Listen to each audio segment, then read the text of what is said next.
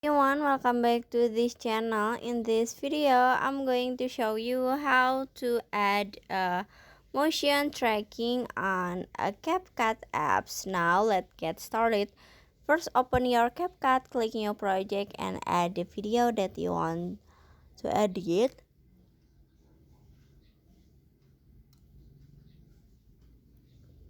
In here I want to show you how to add a motion tracking effect on a CapCut apps.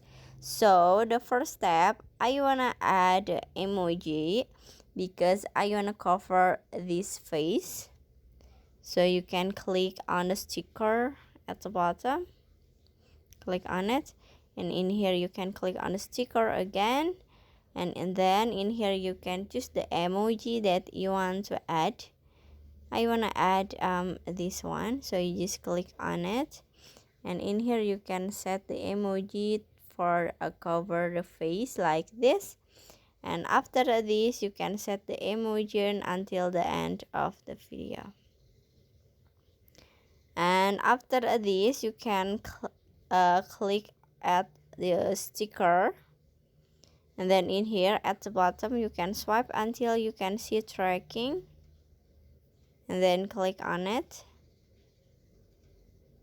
And after this you can choose the object that you want to follow the emoji. I want this emoji to follow the face, so like this. Okay, and after this you can click on start tracking.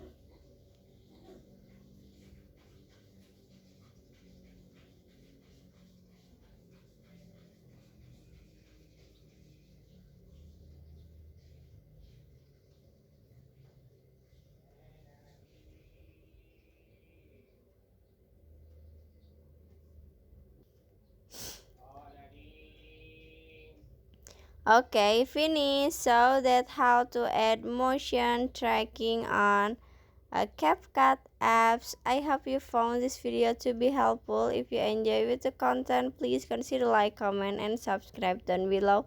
Bye bye.